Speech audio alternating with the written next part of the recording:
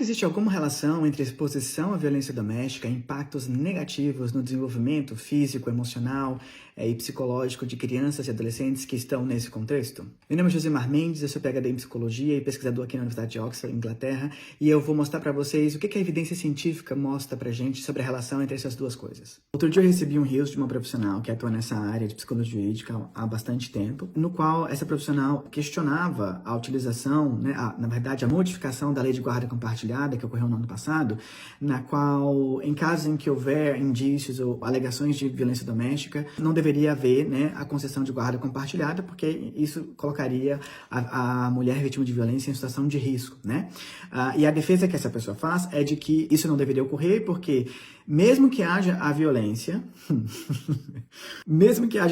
então, entre esse ex-companheiro em relação a essa mulher, isso não tem tanta importância. O que importa mesmo é que se essa violência, de alguma forma, afetou a criança ou não, e de que se ela foi uma vítima direta dessa violência, Não havendo essa constatação de que essa violência também foi dirigida à criança, em tese não haveria nenhum tipo de óbice ou de impedimento para o estabelecimento da guarda compartilhada. Agora, o que será que a ciência, o que a evidência científica disponível fala sobre essa situação de contexto de violência doméstica e impactos negativos no desenvolvimento de crianças e adolescentes, mesmo que essas crianças não tenham sido vítimas diretamente dessa violência? Essa revisão aqui de 2023, do ano passado, deixa muito claro que existe sim uma relação muito forte entre exposição à violência doméstica e consequências negativas para o desenvolvimento de crianças e adolescentes. E essas consequências são as mais variadas possíveis. Você pode ter consequências comportamentais, então essa criança fica um pouco mais agressiva. Você pode ter consequências no desenvolvimento emocional, afetivo dessa criança, na regulação emocional dela, na capacidade dela de estabelecer bons vínculos, bons laços, inclusive com seus principais cuidadores. Então, tem evidências informando que existe um impacto negativo na capacidade dessa criança de estabelecer vínculos afetivos, ou como a gente chama na psicologia, na teoria do apego, estabelecer um apego seguro, por exemplo. Essa é uma consequência muito importante.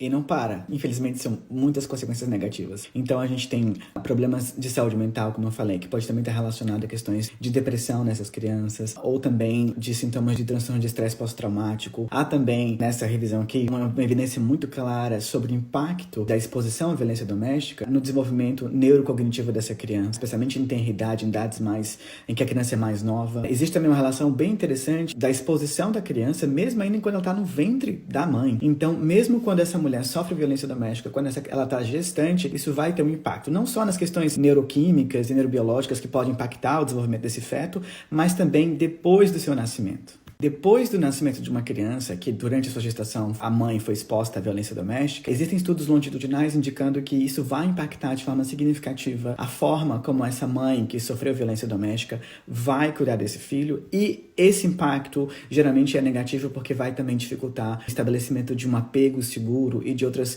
funções importantes para a funcionalidade social dessa criança, para a aquisição de habilidades sociais que são importantes. Incorre em imprecisão fática e também de evidência científica quem diz que uma criança, no contexto de violência doméstica, não será afetado nos seus melhores interesses ou no seu desenvolvimento, seja ele físico, seja ele mental. Existem inúmeros estudos sobre isso, Na verdade, assim, é muito estranho que alguém que se diz tão especialista na área desconheça essas evidências que são abundantes aí. Eu diria até que para quem está iniciando na psicologia, as pessoas que têm aula de psicologia de desenvolvimento, psicologia da infância, no primeiro, segundo, terceiro semestre de psicologia, é muito evidente que um ambiente instável, seja ele do ponto de vista socioeconômico, mas também do ponto de vista afetivo, emocional, esse ambiente vai ter impacto significativo sim para o desenvolvimento dessa criança, e a gente precisa cuidar para que esse ambiente instável se estabeleça. Ah, Josemar, mas você está trazendo aqui só um artigo. Bom, primeira coisa, para quem não é da área, esse aqui é um dos principais jornais que a gente tem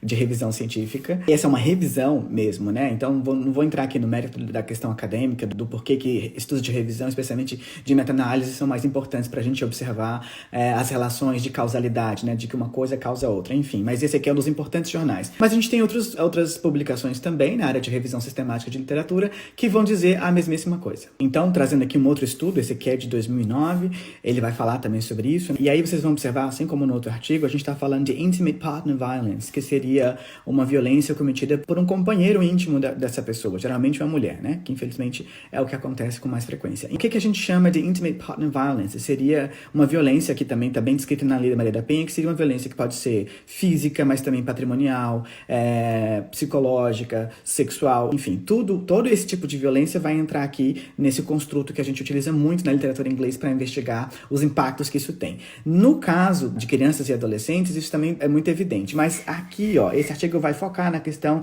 de early childhood, em crianças em tenra idade, crianças muito novas, assim, desde o nascimento até, sei lá, até 4 anos de idade. E a evidência é assustadora. E essa evidência é assustadora não só na questão da violência doméstica. Então, como eu dizia, para quem até mesmo está começando agora na psicologia, que está lá nos seus primeiros semestres de psicologia, quando vai estudar psicologia de desenvolvimento ou primeira infância, é evidente que situações traumáticas, que situações estressoras nos primeiros anos de vida têm um potencial muito grande de causar impactos negativos no desenvolvimento dessa criança, seja ao longo da sua infância, mas também na adolescência e também na vida adulta. Então, é de se espantar que alguém que enche a boca para falar que, tô não sei quantos anos na área, não sei o que, desconhece uma coisa tão básica da psicologia do desenvolvimento.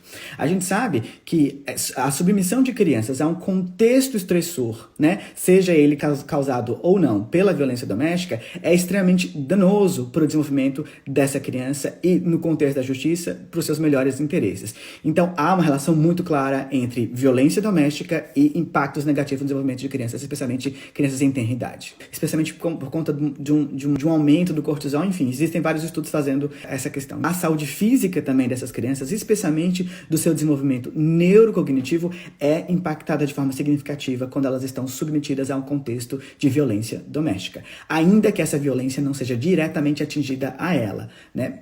Todas essas evidências que eu estou mostrando é quando a criança ela é exposta ou ela testemunha essas violências, quando ela não é vítima necessariamente dessa violência. Mais uma revisão, essa de 2019, falando sobre essa mesma coisa. Como eu disse, gente, essa relação ela é inequívoca e bastante conhecida por estudiosos da área. Quem nega isso ou não conhece absolutamente nada de desenvolvimento infantil ou tá fazendo isso por uma questão muito específica, por um interesse muito específico. Então, voltando ao raciocínio, como a gente já viu aqui, raso, de que a violência doméstica, quando dirigida à mãe, ela não coloca a criança em risco, a gente já viu que isso é bastante errado. Só que essa revisão aqui, ela é bastante importante porque ela vai dizer o seguinte, que existe aqui uma correlação muito clara entre a ocorrência de violência doméstica em relação à mãe, em relação à mulher, e o risco de que essa criança, nesse contexto, também vá sofrer violência. Ou seja, mesmo quando a violência ela não é dirigida à criança, ela já sofre ali, como a gente já viu, a evidência está bastante clara em relação a isso.